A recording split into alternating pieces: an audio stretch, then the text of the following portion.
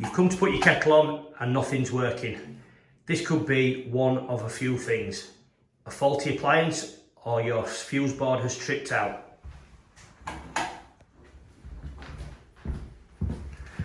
First thing you need to do is locate your fuse board.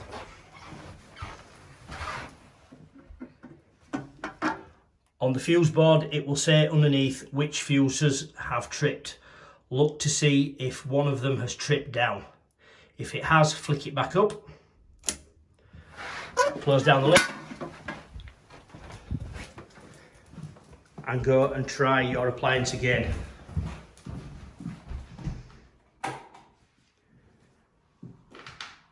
As you can see, the lights come back on, everything is fine.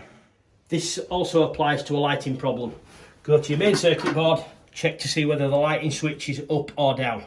If it's down, flick it back up and the light should come on.